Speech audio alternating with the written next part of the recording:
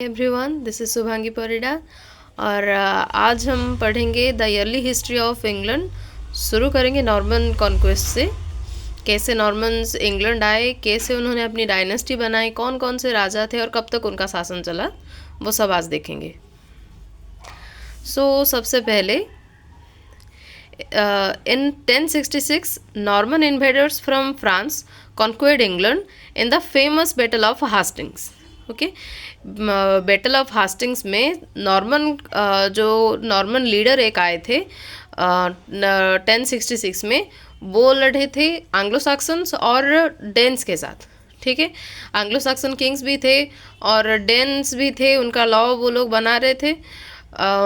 उनके साथ वो लड़े और फिर इंग्लैंड को अपने अंडर ले लिया। Then William the Duke of Normandy became William the Conqueror and was conquered and was crowned king of England, established strong central government। तो जो नॉर्मंडी फ्रांस में है, वहाँ के जो ड्यूक थे विलियम, वो इस बैटल ऑफ हास्टिंग्स में लीड किए थे, तो वो जीते। फिर बाद में वो इंग्लैंड के राजा बने, क्राउन किंग बने। ठीक है, क्राउन किंग ऑफ इंग्लैंड बने। ये बने William the one. Okay, William the Conqueror और विलियम द वन। और इनके बाद इनके वंशज एक के बाद आए, वो हम देखेंगे आगे। He appointed Norman lords in the advisory council and forced most Anglo-Saxons to become serfs और slaves। उन्होंने एक एडवाइजरी काउंसिल बनाई जिसमें सिर्फ नॉर्मन लॉर्ड्स ही थे, जो नोबल मैन थे, नॉर्मन नोबल मैन, वही लोग उनके एडवाइजरी काउंसिल में रहे। और जो एंग्लो सैक्सन्स थे उनको उन्होंने अपना सर्व बना लिया, या फिर कहें तो हम उनको अपना सर्वेंट्स या स्लेव्स बना के रखे, वो सप्रेस कर लिया उनको। Then the development of feudalism in England associated with Norman conquest। feudalism क्या है? The king was the supreme lord and all the land was owned by him। तो फ्यूडलिज्म का कॉन्सेप्ट नॉर्मन्स के साथ आया। फ्यूडलिज्म का मतलब क्या है? राजा ही जितने भी लैंड्स हैं ना वहाँ पर उनके डायनेस्टी में, उन सब के मालिक, उन सारे लैंड्स के मालिक राजा ही होंगे। और राजा से लोग खरीदेंगे, राजा से जो अमीर लोग होंगे वो राजा से खरीदेंगे, और फिर जो थोड़े कम अमीर होंगे, जो लोगों ने राजा से खरीदा है, उनसे खरीदेंगे। हम आगे देखेंगे।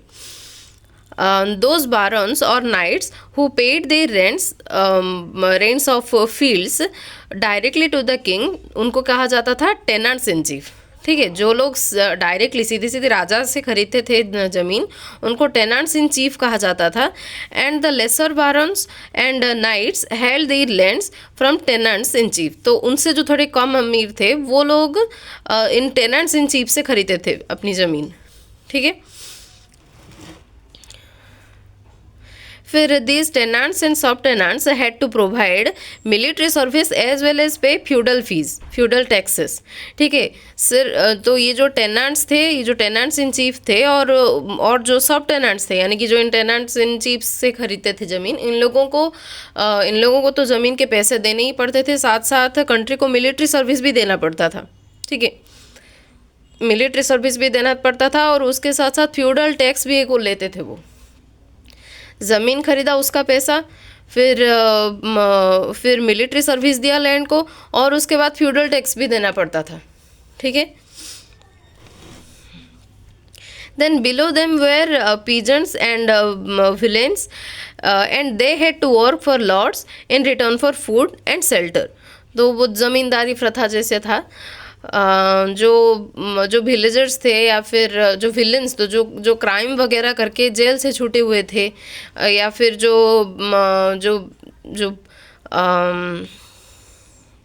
फार्मर्स थे ना, जो फार्मर्स थे उनको कोई, वो लोग ज़मीन खरीद तो नहीं सकते थे, इसलिए जैसे ज़मीन में काम करते थे वो, ये जो टेनेंट्स इन चीफ और जो सब टेनेंट्स थे, उनकी ज़मीन में ये लोग काम करते थे, मजदूर बन के काम करते थे, और बदले में उनको रहने के लिए घर और खाना मिलता था। ठीक है, 2 वक्त की रोटी और घर रहने के लिए छत मिलता था उन्हें। They were not free to choose their work, क्योंकि छोटे लोग थे, उनके हिसाब से छोटे लोग थे, इसलिए वो अपनी मर्ज़ी से कोई काम चूज़ नहीं कर सकते थे। जो उनको ज़मींदार बोलेगा वो करने के लिए वो मजबूर थे। Apart from them, there were free men who had certain rights to sell and buy the land. और इन सब के अलावा फ्री मैन करके कुछ लोग होते थे जो अपनी मर्जी से जितना ज़मीन चाहे खरीद सकते थे और जितना ज़मीन चाहे उतना बेच सकते थे। ठीक है, उनको फ्री मैन कहा जाता था। लेकिन इन सबको भी टैक्स देना पड़ता था, हर कोई फ्यूडल टैक्स देता था किंग को। ठीक है। Then the strip system was also introduced by Normans. Strip system मतलब ऐसे जो ऐसे लाइन में जो खेती करते हैं ना, जैसे चाय के बगीचे कैसे होते हैं उस तरह के, तो ये स्ट्रिप सिस्टम इन नॉर्मन्स ने इंट्रोड्यूस किया था। King William conducted survey. King William, जो विलियम द कॉन्क्वेरर थे वही है किंग विलियम। ठीक है, King William conducted survey to determine land details, to apply taxes and to divide large estates among his followers. So जो King William थे, या फिर जो King the William the Conqueror जो थे, वो एक किताब बनाए रखते थे, या फिर कहें तो एक सर्वे करते थे कि उनके देश में कितने ज़मीन है। उस हिसाब से जितने ज़्यादा ज़मीन उतना ज़्यादा टैक्स, और अगर बड़े बड़े ज़मीन हो तो वो अपने लोगों में बांट देते थे। ठीक है, अपने लोगों में उन्हें बांट देते थे। और ये जो रिकॉर्ड रखते थे ना विलियम, उसका एक नाम होता था, उसका नाम है डोम्सडे बुक। ठीक है, उसको डोम्सडे बुक कहा जाता था। उस डोम्सडे बुक में वो कितना ज़मीन है, कितने एकड़ का है, वो सब उसका हिसाब रखते थे। फिर टैक्स डिसाइड होता था, और बड़े ज़मीन हो तो उनको अपने लोगों में बांट दिया जाता था। फिर आता है later on both Norman and Anglo Saxon race mixed and became one. फिर बाद में चलकर ये एंग्लो सैक्सन और नॉर्मन लोग आपस में घुल मिल गए। तो ये जो ये अलग रहते थे, नॉर्मन्स अपने को ज़्यादा और एंग्लो सैक्सन को अपने से छोटा समझते थे। ये धीरे धीरे हटने लगा, उनके बीच में यूनिटी दिखने लगी। ठीक है, और कैसे और किस इवेंट के बाद इनमें इतनी यूनिटी जागी वो हम आगे देखेंगे। ठीक है। Later also the Norman French and Anglo Saxon Germanic tongue, जो कि था old English, blended and became English. कहा था मैंने, जैसे आगे चलकर फिर इनका नॉर्मन फ्रेंच और एंग्लो सैक्सन का जो जर्मन टंग था, जो ओल्ड इंग्लिश था, ये आपस में मिल गया और बाद में चलकर इंग्लिश लैंग्वेज बना। ठीक है, ड्यूरिंग दैट पीरियड, और तब तक कि इंग्लिश लैंग्वेज तो बाद में बना ना, बाद में हमारा मॉडर्न इंग्लिश लैंग्वेज बना। उससे पहले तो नॉर्मन्स फ्रेंच में ही बात करते थे और एंग्लो सैक्सन्स अपना ओल्ड इंग्लिश में ही बात करते थे। लेकिन फ्रेंच ये जो नॉर्मन्स थे सिर्फ फ्रेंच लैंग्वेज को यूज़ नहीं करते थे, ये लोग लैटिन लैंग्वेज को भी यूज़ करते थे। ठीक है, उनके लिए दो ही भाषा इंपॉर्टेंट थे, एक था लैटिन और दूसरा था एक था फ्रेंच और दूसरा था लैटिन। ठीक है, लैंग्वेज ऑफ जिसको कि वो लैंग्वेज ऑफ कल्चर्ड और फैशनेबल कहते थे, यानी कि बड़े लोगों की भाषा। ठीक है, अपने को वो बड़ा समझते थे तो उनकी भाषा, बड़े लोगों की भाषा, कल्चर्ड लोग और फैशनेबल लोगों की भाषा थी फ्रेंच और लैटिन। और इंग्लिश लैंग्वेज को इतनी इंपॉर्टेंस नहीं मिलती थी, उसको एक लोअर पोजीशन पे ही रखा था उन्होंने। लैटिन लैंग्वेज को रिटन लैंग्वेज के हिसाब से यूज़ करते थे और फ्रेंच को स्पोकन लैंग्वेज। ओके, इन पोलाइट सोसाइटी, यानी कि जो फ्रेंच सोसाइटी होती थी या जो नॉर्मन सोसाइटी होती थी, वहाँ पर लैटिन एक रिटन लैंग्वेज था। ठीक है, और फ्रेंच एक स्पोकन लैंग्वेज था। ज़्यादातर सारे लॉ कोड के सारे वर्क्स लैटिन लैंग्वेज में ही होता था। ओके, वो लोग बोलते स्पोकन लैंग्वेज में ही है। और कैसे और क्यों ये लैटिन लैंग्वेज मतलब अंदर आया कैसे देश के अंदर, वो हम आगे देखेंगे। आगे के वीडियोस में मैं आपको बताऊंगी कि कैसे और क्यों लैटिन लैंग्वेज का इतना, ये जो नॉर्मल लैंग्वेज थे, ये जो दो प्रकार के नॉर्मल लैंग्वेज थे, इनका इम्पोर्टेंस इतना कैसे बढ़ गया, और किस वजह से जो ओल्ड इंग्लिश है जिससे ज़्यादातर हमारे मॉडर्न डे इंग्लिश इवॉल्व हुआ है, क्यों इसका इम्पोर्टेंस कम हो गया, क्यों ये दो विदेशी लैंग्वेज इतने फेमस बन गए, वो हम आगे देखेंगे। फिर आया विलियम द कॉन्क्वेरर जो विलियम वन थे, उनके बेटे का नाम विलियम रूफस था। ओके, विलियम रूफस आगे चलकर विलियम द सेकंड बने। ठीक है, विलियम वन का बेटा विलियम सेकंड। नाम ये अगर ना याद रहे तो विलियम सेकंड याद रखो, वही काफ़ी है। फिर इनके एक भाई भी थे, इनका एक भाई था हेनरी वन। तो फिर विलियम द कॉन्क्वेरर जो विलियम वन है ना, उनके 2 बेटे थे। ठीक है, एक थे विलियम वन और थे हेनरी वन। ठीक है, ये एक बेटा और ये दूसरा बेटा। फिर Henry one died when Henry one died his grandson. अच्छा, जब विलियम वन की डेथ हुई तब हेनरी वन गद्दे पे बैठे, के राजगादे पे बैठे। फिर जब उनकी डेथ हुई तब उनका कोई बेटा नहीं था। ठीक है, उनकी बेटी ही थी, उनका कोई बेटा नहीं था। यहाँ ये देख लेते हैं सबसे पहले। ठीक है, ये जो the Norman kings and the Plantagenet family, मतलब ये इनका family tree, William the Conqueror का फैमिली ट्री पहले देख लेते हैं, फिर वो पढ़ेंगे तो अच्छे से समझ आएगा। विलियम वन के 3 बेटे थे, 3 बच्चे थे। एक थे विलियम सेकंड, दूसरे थे हेनरी वन और एक बेटी थी अडेला। ठीक है, तो जब विलियम वन की डेथ हुई, हेनरी वन राजा बने। फिर जब हेनरी वन की डेथ हुई, क्योंकि उनका कोई बेटा नहीं था, उनकी एक बेटी ही थी मटिल्डा, तो मटिल्डा का एक बेटा हुआ। ठीक है, मटिल्डा का एक बेटा हुआ, लेकिन जब हेनरी वन की डेथ हुई ना, तब उनका बेटा बस महज 2 साल का था, शायद 2 साल का था, इसलिए वो तो राजगादे पे नहीं बैठ सकता था। इसलिए इनका भतीजा स्टीफन वन, ओके, इनका भतीजा स्टीफन वन वो बने राजा। फिर जब स्टीफन वन की डेथ हुई, फिर मटिल्डा के बेटे ने राजगादी संभाली। ठीक है, तो यहाँ वापस आते हैं। Therefore when Henry I died, his grandson, his daughter Matilda's son, Henry II, ठीक है, वो Henry II बने। Henry I के बाद Henry II बने। was only 2 years old, सिर्फ 2 साल का था, इसलिए therefore Stephen, the nephew of Henry I, ठीक है, nephew of Henry I मतलब अडेला का बेटा। ठीक है, अडेला का बेटा स्टीफन वो राजा बना। हेनरी II के बाद हेनरी I के बाद स्टीफन राजा बना, became the next king. Then following his death, जब स्टीफन की डेथ हो गई तब हेनरी सेकंड राजा बने। और हेनरी सेकंड या अपनी फैमिली के, यानी कि वो अपने फादर की फैमिली के पहले ऐसे बच्चे थे जो कि राजा बने। ठीक है, पहले ऐसे बच्चे थे जो कि राजा बने। और मटिल्डा, इनकी जो माँ मटिल्डा हैं, उन्होंने शादी की थी काउंट ऑफ एंजोस को। ठीक है, अकाउंट का मतलब भी नोबल मैन ही है। एंजोस एक प्लेस का नाम है और वहाँ के एक नोबल मैन से उन्होंने शादी की थी मटिल्डा ने। तो उनका जो बेटा हुआ हेनरी II, वो नेक्स्ट राजा बना। ठीक है, पहले बने विलियम द कॉन्क्वेरर और विलियम वन, फिर बने Henry II, oh I am so sorry, पहले बने विलियम वन, फिर सेकंड में बने हेनरी वन। ठीक है, उनके बाद बने स्टीफन, ये 1, ये 2, ये 3, और फिर जाकर बने हेनरी II नेक्स्ट राजा 4। ओके, फिर इनके और भी 2 बच्चे हुए, रिचर्ड वन एंड जॉन, और आगे चलकर उनके वंशज आए, देखते हैं हम। ठीक है, अभी तक हमारा हो गया। विलियम वन के बारे में हमने पढ़ लिया। ठीक है, विलियम वन के बारे में हमने पढ़ लिया, फिर हेनरी वन के बारे में पढ़ लिया, फिर स्टीफन के बारे में पढ़ लिया, और फिर अभी आते हैं हेनरी II पर। ठीक है, तो जो हेनरी II थे ना, Henry II claimed to rule Scotland, Wales and a part of Ireland.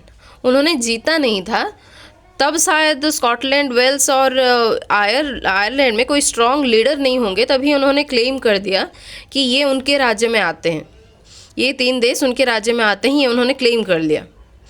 फिर वो सिर्फ यहीं पर नहीं रुके, यहाँ नहीं रुके। He wanted to control the Roman church which led to a conflict between him and Thomas Becket the archbishop of Canterbury.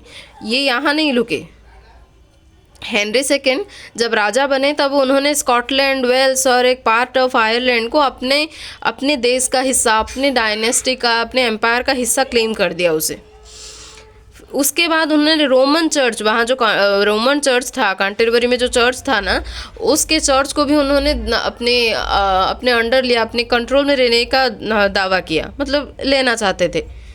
तभी उनके और उस कैंटरबरी चर्च में जो आर्क बिशप थे, जो शायद फादर के होंगे, थॉमस बेकेट, उनके साथ एक कॉन्फ्लिक्ट हो गया, उनका एक लड़ाई हुआ।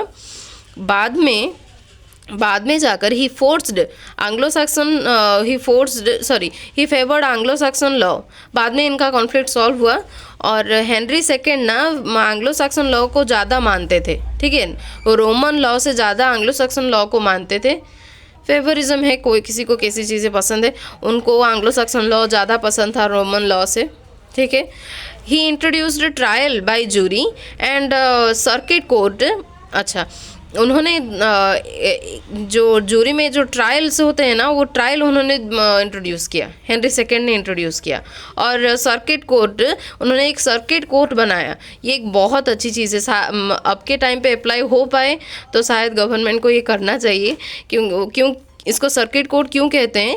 द कस्टम ऑफ जजेस ride around the countryside each year to hear appeals instead of having people to bring their appeal to them. Circuit court क्या होता था ना, साल में एक बार जो जज होंगे ना, वो हर एक विलेज में, हर एक कंट्री साइड को वो जाएंगे, घूम के आएंगे और लोगों की प्रॉब्लम्स पर्सनली सॉल्व करेंगे, पर्सनली सुनेंगे लोगों के प्रॉब्लम्स, ना कि कोई उनका एक रिप्रेजेंटेटिव, हर गांव का एक रिप्रेजेंटेटिव जज के पास जाएगा हर साल, ये वो प्रॉब्लम से ही बताएगा। ऐसा नहीं था, जज खुद चल के जाते थे हर एक गांव में उनके प्रॉब्लम सॉल्व करने के लिए। अब के टाइम शायद ये ना हो पाए क्योंकि पॉपुलेशन तब कम था, अब ज़्यादा है, ठीक है। ना ही इंग्लैंड में और ना ही इंडिया में कहीं भी ये शायद अप्लाई नहीं हो सकता, लेकिन तब का सिस्टम बहुत अच्छा था। इन्होंने और इसको इंट्रोड्यूस किया था हेनरी सेकेंड ने, ठीक है। इन्होंने कोई बुरे काम किए होंगे नहीं किए होंगे, उन्होंने 2 अच्छे काम किए थे, ट्रायल बाय जूरी, ठीक है, और सर्किट कोर्ट, ये उनके 2 अच्छे काम हैं, ठीक है। हेनरी सेकेंड हो गया। हेनरी सेकेंड के बाद उनका बेटा रिचर्ड वन आए, ठीक है, उनका बेटा रिचर्ड वन अब राजा बने। तो Richard one, Henry second successor, is remembered as Richard the lion hearted. क्यों उनको रिचर्ड द लायन हार्टेड कहा जाता था? He spent most of his time in the Holy Land fighting in the third crusade. Third crusade एक series का एक जो ये क्रूसाड्स, ये एक वार है और थर्ड क्रूसाड उसकी सीरीज़ है एक, ठीक है।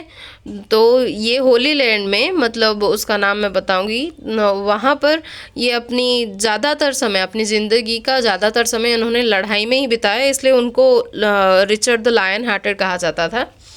तो क्रूसर्ड्स क्या था? The crusaders were a series of wars fought between Christians and Muslims over the issue of control over the holy land of Jerusalem. Okay, these wars took place between 1095 and 1291। तो जो Jerusalem में एक Holi land था जिसके लिए Christians और Muslims लड़ रहे थे तब, ठीक है। और ये लड़ाई हुई थी 1095 से 1291 के बीच। और इस सीरीज़ के, इस क्रूसर्ड सीरीज़ के, वार सीरीज़ के थर्ड सीरीज़ में रिचर्ड वन ने अपना ज़्यादातर समय बिताया था, ज़्यादातर समय लड़ने में बिताया था, इसलिए उनको रिचर्ड द लायन हार्टेड कहा जाता था। ओके, फिर after he died his brother John ruled over England. फिर उनकी डेथ हुई तो उनका भाई जॉन आया। जॉन बहुत बुरा राजा था। क्यों बुरा राजा था, क्या क्या बुरे काम किए हैं उसने, देखते हैं हम। King John was a bad king, okay, and he had several enemies. क्यों उनके सब इतने सारे एनिमीज थे? ही फाउट विद बारॉन्स, यानी कि जो नोबल मैन थे ना इंग्लैंड के, उनके साथ उनकी लड़ाई हुई, उनके साथ उनकी बनती नहीं थी। और पोप इनोसेंट III, जो कि चर्च के होते हैं ना पोप, तो पोप इनोसेंट III के साथ भी उनकी लड़ाई हुई।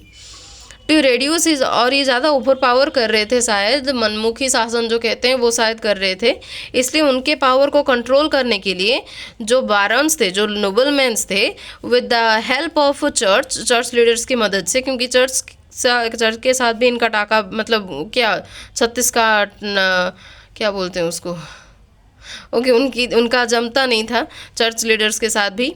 इसलिए to reduce his powers the barons with the church leaders drew up a document known as Magna Carta. Okay, Magna Carta, the great charter in 1215, okay, in 1215, and forced him to sign it. ठीक है, तो जो king John थे वो एक अच्छे राजा नहीं थे। उनकी ना बारन से बनी, वहाँ के रहने वाले ना नोबलमैन से बनी, ना पोप इनोसेंट 3 या फिर कहीं चर्च लीडर से बनी, किसी के साथ भी नहीं बनी उनकी। और वो ज़्यादा ओवर पावर कर रहे थे, इसलिए उनके पावर को कंट्रोल करने के लिए ये बारन्स ने चर्च लीडर्स के साथ मिलकर एक डॉक्यूमेंट बनाया जिसको मैग्ना कार्टा कहते हैं। और इसी मैग्ना कार्टा के दौरान नॉर्मन्स और एंग्लो सैक्सन्स एक हुए। ठीक है, नॉर्मन्स और एंग्लो सैक्सन के बीच जो लड़ाइयाँ होती थी, जो ऊंच नीच था, वो कम हुआ और उनके बीच में एक यूनिटी दिखाई दी। और बाद में चलकर उनकी भाषाएं एक हुई तो फिर इंग्लिश लैंग्वेज बना। हम वापस यहाँ आ जाते हैं। तो वो मैग्ना कार्टा बनाया उन्होंने, जिसको कि द ग्रेट चार्टर भी कहते हैं। और किंग जॉन को फोर्स किया कि वो उस पर साइन करे, और ये बना था 1215 में। ठीक है, ये एक इम्पोर्टेंट इवेंट है, इसे याद रखना। मैग्ना कार्टा एक डॉक्यूमेंट बना जिसको कि द ग्रेट चार्टर भी कहते हैं। वो 1215 में बना। ओके, फिर this set an example which changed the political face of England forever. By this, for the first time the people of England safeguarded their privileges by legally limiting the power of the king, which cleared that the king was not above the law. ठीक है, ये पहली बार हुआ कि England के लोगों ने अपने लिए आवाज़ उठाई, अपने लिए स्टैंड लिया और किंग के पावर को लिमिट किया, लीगली लिमिट किया कि कोई भी राजा लॉ से ऊपर नहीं है। ठीक है, ये पहली बार हुआ इंग्लैंड में। और इस इवेंट का नाम, ये इवेंट हुआ था 1215 में, और उस डॉक्यूमेंट का नाम मैग्ना कार्टा और द ग्रेट चार्टर था। और ये किसके अगेंस्ट हुआ? ये किंग जॉन के अगेंस्ट हुआ। ठीक है, फिर आए Henry third. After John his eldest son, उनका सबसे बड़ा बेटा Henry third ascended the throne. His most memorable work was the construction of the magnificent Westminster Abbey. Westminster अबे का नाम गूगल पे सर्च करना, वो एक्चुअली बहुत सुंदर है। ओके, ये मैग्निफिसेंट कहा जाना जायज़ है उसको। ठीक है, during the time of his reign, उनके शासन के टाइम द डोमिनिकन रिपब्लिक के जो Dominican friars, okay, the Dominican friars and Franciscan friars, जो कि थे इटाली से। ठीक है, फ्रांसिस्कन फ्रियार्स थे इटाली से और डोमिनिकन फ्रियार्स थे डोमिनिकन रिपब्लिक से। ठीक है, began to arrive in England. और ये लोग फ्रियार्स आने के वो मॉन्क से ही थे। ठीक है, वो ये लोग मॉन्क से ही थे, मतलब हाँ मॉन्क से ही थे शायद। जैसे धर्म के प्रचार के लिए या फिर यात्रा के लिए घूमते हैं ना, वैसे ही ये डोमिनिकन फ्रियार्स और फ्रांसिस्कन फ्रियार्स से इंग्लैंड आए हुए थे इनके ही शासन के टाइम। ठीक है, हेनरी थर्ड के टाइम क्या क्या इवेंट हुआ? वेस्टमिंस्टर अबे का बनना, ठीक है, वेस्टमिंस्टर अबे का कंस्ट्रक्शन और डोमिनिकन एंड फ्रांसिस्कन फ्रियार्स का इंग्लैंड आना। ठीक है, ये दो इवेंट्स हुए। डोमिनिकन फ्रियार्स क्योंकि ब्लैक कोट पहनते थे उनको ब्लैक फ्रियार्स कहा जाता था, और फ्रांसिस्कन फ्रियार्स क्योंकि ग्रे कोट पहनते थे उनको ग्रे फ्रियार्स कहा जाता था। छोड़ो, ये याद रखना इतना ज़रूरी नहीं है। इतना याद रखो कि उनके टाइम पर, हेनरी थर्ड के टाइम पर, हेनरी थर्ड किंग जॉन के बड़े बेटे हैं या उनके बेटे हैं, याद रखो। और उनके टाइम पर क्या क्या इवेंट हुए थे? Construction of Westminster Abbey and the arrival of Dominican and Franciscan friars in England. Okay, both contributed significantly to the religious and social life of the age. ये जो डोमिनिकन फ्रियार्स और जो फ्रांसिस्कन फ्रियार्स थे ना, इन दोनों का ही कंट्रीब्यूशन है इंग्लैंड के रिलीजियस और सोशल लाइफ के साथ उस टाइम पर। ठीक है, फिर आते हैं Edward one. It was during the reign of Edward I when the parliament began to develop. Edward one के टाइम पर पार्लियामेंट का डेवलपमेंट हुआ इंग्लैंड में, और Edward one use to call meetings of nobleman, churchmen, knights and representative of the towns. Okay, ये एक अच्छे राजा थे। ठीक है, ये एक अच्छे राजा थे। जब इनके समय पर एडवर्ड वन के समय पर पार्लियामेंट का डेवलपमेंट हुआ इंग्लैंड में, और ये ताकि लोगों की मदद हो सके, इसलिए ये नोबल मैन्स जो थे, वहाँ के रिच मैन जो थे, ठीक है, बड़े बड़े लोग, उनकी मीटिंग्स बुलाए करते थे। चर्चमैन की मीटिंग बुलाए करते थे। जो नाइट्स थे और जो रिप्रेजेंटेटिव्स थे सारे टाउन्स के, उनकी मीटिंग्स बुलाए करते थे। During the reign of Edward I, Wales was brought under English control। ठीक है, वेल्स को इससे पहले हेनरी सेकेंड ने क्लेम किया था। ठीक है, हेनरी सेकेंड ने क्लेम किया हुआ था, लेकिन उसको अपने अंडर नहीं लाए थे। ठीक है, इंग्लैंड के डायनेस्टी के अंडर नहीं आता था वो, लेकिन बाद में चलकर एडवर्ड वन के टाइम पर एडवर्ड वन के टाइम पर वेल्स इंग्लिश कंट्रोल के अंडर आ गया। ठीक है, in 1301 he gave the title prince of Wales to his son who was born in Wales, and ever since it has begun the tradition to refer to all male heirs to the throne by that title। ठीक है, Henry one के time पर उनका जब उनके बेटे का जन्म हुआ था और जब वो वेल्स में पैदा हुआ था, उन्होंने एक ट्रेडिशन शुरू किया। अपने जितने भी मेल हायर्स होते हैं, या फिर उन्होंने अपने बेटे का नाम ऐसे दिया। ठीक है, उन्होंने अपने बेटे को ऐसे रिफ़र किया प्रिंस ऑफ वेल्स, और उनके बाद जितने भी मेल हायर्स पैदा हुए, उन सभी को एक प्रिंस ऑफ वो जहाँ पर पैदा हुए थे वो टाइटल उनको मिलता था। ठीक है, ये एक ट्रेडिशन बना जो कि अभी तक चल रहा है इंग्लैंड में। ठीक है, मेल हायर्स और शायद तब उसके बाद फीमेल हायर्स को भी मिला, लेकिन ये अभी तक चल रहा है। ठीक है, फिर Edward one made several attempts to become the king of Scotland, but he was defeated by Robert Bruce. ठीक है, ये रॉबर्ट ब्रूस कोई राजा नहीं थे उनके। ठीक है, ये एक वॉरियर था, एक लीडर था स्कॉटलैंड में, जो कि लड़ता था हिम्मत से, जो भी वहाँ उनके ऊपर अटैक करते थे। और एडवर्ड वन ने काफ़ी बार कोशिश की कि स्कॉटलैंड अपने डायनेस्टी, अपने एम्पायर में स्कॉटलैंड को शामिल कर दें, लेकिन हर बार ही वो हार जाते थे रॉबर्ट ब्रूस से। ठीक है, हर बार ही वो हार जाते थे। और फिर एडवर्ड सेकेंड को जाने से पहले वापस मैं याद दिला दूं क्या क्या अच्छे काम हुए हैं एडवर्ड वन के हाथों। एक तो पार्लियामेंट का डेवलपमेंट हुआ। ठीक है, और उन्होंने उस पार्लियामेंट में वो नोबल मैन जो थे वहाँ पर उनकी मीटिंग बुलाया करते थे, वो चर्चमैन की बुलाया करते थे, knights and representatives of a town. Okay, town के जो रिप्रेजेंटेटिव्स थे उनकी भी मीटिंग बुलाया करते थे। देन उनके शासन के समय वेल्स इंग्लिश कंट्रोल के अंडर आ गया। ओके, वेल्स भी इंग्लिश कंट्रोल के अंडर आ गया। देन 1301 में जब उनका बेटा पैदा हुआ वेल्स में, उसको प्रिंस ऑफ वेल्स टाइटल दिया गया, और उसके बाद ये एक ट्रेडिशन बन गया, जितने भी मेल हायर्स पैदा हुए हैं उनके वंश में उनको प्रिंस ऑफ एक टाइटल उन्हें मिलता था। और एडवर्ड वन ने काफ़ी बार कोशिश की स्कॉटलैंड को कंट्रोल करने की, लेकिन हर बार रॉबर्ट ब्रूस से हार जाते थे। और रॉबर्ट ब्रूस कोई किंग नहीं थे तब। ठीक है, कोई किंग नहीं था स्कॉटलैंड में तब, वो एक वॉरियर थे, एक लीडर थे उनके, जो हर बार एडवर्ड वन को हराते थे।